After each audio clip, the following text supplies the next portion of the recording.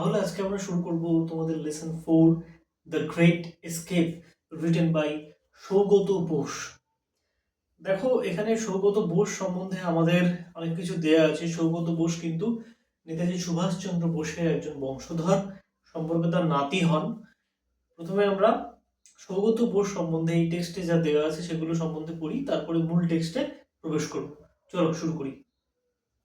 কি বলছে দেখো, Saugata Bose is a historian, author and the Gardiner Professor of Oceania History and Affairs at Harvard University.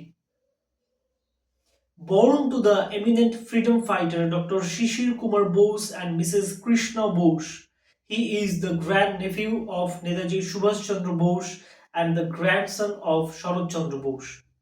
In 2011, Bose published his Majesty's Opponent. The present text is an excerpt from this book.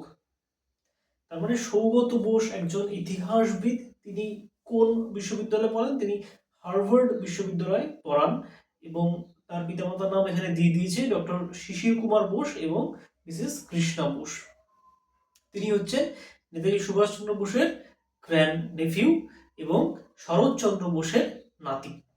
2011 সালে তিনি এই বইটা publish করেন, যে মূল বই, সেই বইটার নাম হচ্ছে হিজ ম্যাজেস্টিজ অপোনেন্ট, এবং সেই বই থেকে আমাদের এই টেক্সটটা তুলে ধরা হয়েছে এখানে। তারপরে লেটস রিডে দেখো চলে এসো। সবাই কিন্তু অবশ্যই হাতে বইটা খুলে রেখো, হাতে বইটা খুলে রেখে টেক্সটটা পড়লে তোমাদের বেনিফিট হবে। কি বলছেন, Netaji Subhash Chandra Bose, born 23rd January 1897, was one of the most famous Indian nationalist leader who fought for India's independence from British rule. তাহলে নেতাজি সুভাষচন্দ্র বোস তার জন্ম তারিখ সাল বলে দিয়েছে। তিনি অন্যতম বিখ্যাত ইন্ডিয়ান ন্যাশনালিস্ট লিডার, মানে ভারতের যে জাতীয়তাবাদী নেতাদের মধ্যে তিনি অন্যতম প্রধান এবং অন্যতম পরিচিত মুখ ছিলেন, যিনি ইন্ডিয়ার ইন্ডিপেন্ডেন্সের জন্য এবং ব্রিটিশ রুলের বিরুদ্ধে তিনি লড়াই করেছিলেন। To this purpose he founded the Indian National Army, which included a women's regiment too. তাহলে এই উদ্দেশ্যে তিনি ইন্ডিয়ান ন্যাশনাল আর্মি গড়ে তুলেছিলেন, যেখানে একটি উমেন্স রেজিমেন্ট ছিল, মহিলাদের জন্য একটি আলাদা শাখাও সেখানে ছিল। In 1941, the British government put Subhash Chandra under house arrest, that is, confined him in his own house. 1941 সালে ইংরেজ সরকার তাকে গৃহবন্দী করে রেখেছিল, হাউস অ্যারেস্ট করে রেখেছিল। The following narrative describes the exciting and courageous escape of Subhash Chandra Bose from clutches of the British to continue his struggle for India's freedom. তাহলে এই যে এরপরে যে ন্যারেটিভটা আমরা পড়বো, এরপরে যে বিবৃতিগুলো পড়বো, সেটা এই সংক্রান্তই বিষয়। অর্থাৎ সুভাষচন্দ্র বোস কেমন করে সাহস দেখিয়ে সেখান থেকে পালিয়ে গেছিলেন, তার নিজের বাড়ি থেকে কেমন করে তিনি বেরিয়ে গেলেন ইংরেজদের চোখে ধুলো দিয়ে, সেই কাহিনী কিন্তু আমাদের এই টেক্সটের মধ্যে আছে। চলো এবার আমরা মূল টেক্সটে প্রবেশ করব। মূল টেক্সটে সুভাষচন্দ্র বসু তার যে বাড়িতে তিনি গৃহবন্দী অবস্থায় ছিলেন এবং সেখান থেকে কিভাবে তিনি বেরিয়ে গেলেন, আলটিমেটলি কে তাকে সাহায্য করলো, সেই বিষয়ে বিস্তৃত বর্ণনা দেয়া আছে এখানে। লুকিং পেল and thin with a bushy half-grown beard, Subhash was clinging on his pillow when Shishir, his nephew, entered Subhash's bedroom that December afternoon. এর মানে কি? লুকিং পেল অ্যান্ড থিন, সুভাষকে দেখতে কেমন লাগছিল? পেল অর্থাৎ বিবর্ণ, এবং থিন খুবই শীর্ণ রোগা। With a bushy half gone beard, এবং তার দাড়ি ছিল মুখে ঝোপঝাড়ের মতো আধ ওঠা দাড়ি, ঠিক আছে। এবং সুভাষ রিক্লিঙ্গিং অন হিজ পিলো, যখনই শিশির তার ঘরে প্রবেশ করলেন তখন সুভাষ কি করলেন, যেই বালিশে তিনি শুয়েছিলেন পাশ ফিরে শুলেন, অর্থাৎ অন্য দিক ঘুরে শুলেন। সেই সময়টা কখন ছিল দেখো, ডিসেম্বর আফটারনুন, কোনো এক ডিসেম্বর মাসের আফটারনুনে, দুপুর বেলাতে, মানে শীতের সময়।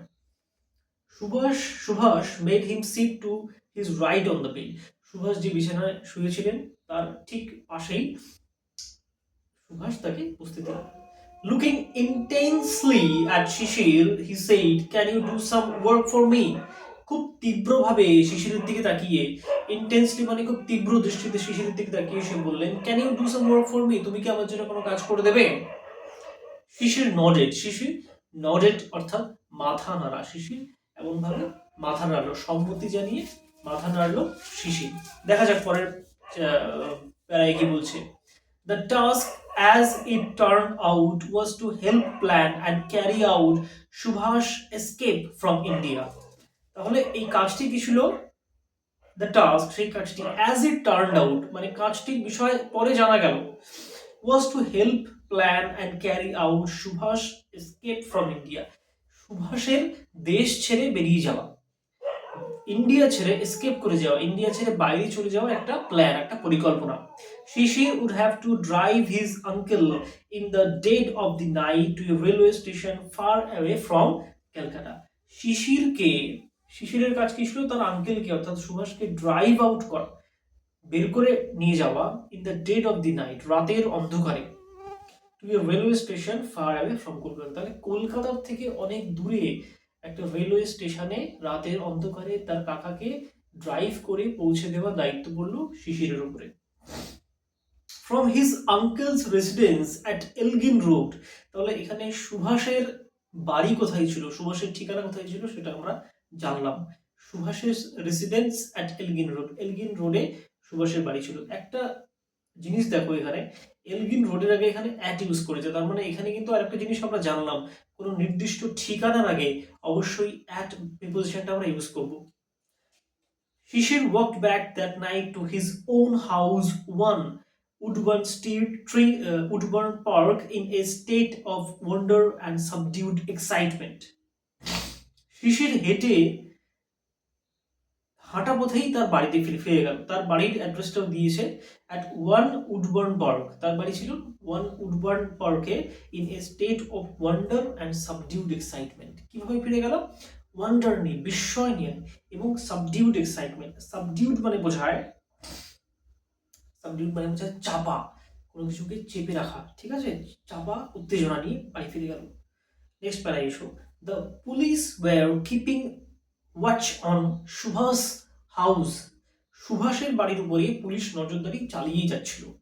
দো it was normal for a nephew to visit an ailing uncle, যদিও এটা খুবই স্বাভাবিক কোনো একজন নেফিউ, কোনো একজন ভাইপো তার অসুস্থ কাকাকে দেখতে আসবে। এইলিং মানে অসুস্থ। Subhash had an additional excuse for meeting his nephew, যদিও বা সুভাষের একটা বাড়তি এক্সকিউজ ছিল, বাড়তি এক্সকিউজ মানে ছুতো বা অজুহাত ছিল, যেন তার নেফিউ, তার ভাইজি, তার ভাইপো শিশির সেখানে আসে। Sisir was good at operating the radio, Sisir রেডিওর চালাতে বা রেডিওর সংক্রান্ত কাজকর্মতে বেশ পারদর্শী ছিল।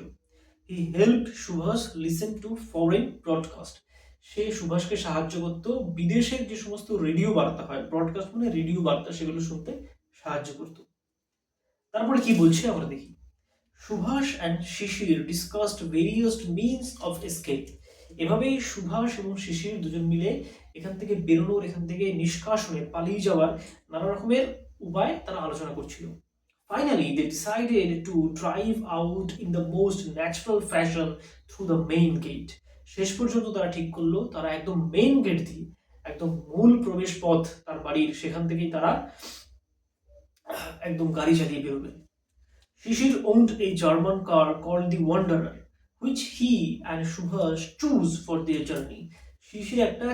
শিশির একটা জার্মান কোম্পানির গাড়ি তার কাছে ছিল, শিশিরের কাছে। সেই গাড়িটি ছিল ওয়ান্ডারার, গাড়িটির কোম্পানির নাম। তারা দুজন মিলে ঠিক করলো, শিশির এবং সুভাষ মিলে ঠিক করলো যে সেই গাড়ি করেই তারা রওনা দেবে।